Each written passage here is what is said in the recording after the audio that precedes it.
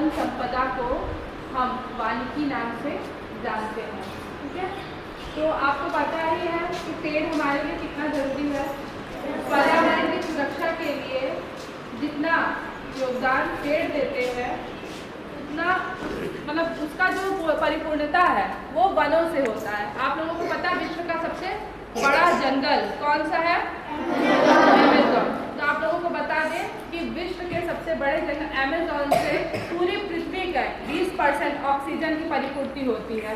अर्थात हमें जितनी ऑक्सीजन की जरूरत है वो हमें उसका 20% हमें अमेज़न के जंगलों से मिलता है। इसी तरह हमें अपने आसपास भी तो पेड़ लगाना चाहिए ना, लेकिन जब पेड़ों को सघन मात्रा में एक साथ एक निश्चित एरिया में पेड़ों को सघन मात्रा में जब लगाया जाता है तो उसको वन निर्माण कहते हैं। यही वन निर्माण आगे चल के हमें हमारा जो प्राणवायु कौन सा है?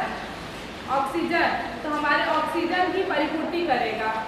और अगर आप सोच लीजिए पेड़ नहीं रहेगा तो हम जो अपने श्वसन क्रिया में ऑक्सीजन लेते हैं और कार्बन डाइऑक्साइड छोड़ते हैं, तो पेड़ जो होते हैं वो हमें ऑक्सीजन प्रदान करते हैं और जो हम कार्बन डाइऑक्साइड यानी जो प्रदूषित गैस है वो छोड़ते हैं वो हमारा एब्जॉर्ब कर लेते हैं, ले लेते हैं। तो सोच लीजिए जब पेड़ ही नहीं होगा तो ऑक्सीजन ही नहीं होगा तो क्या हमारा अस्तित्व हो सकता है?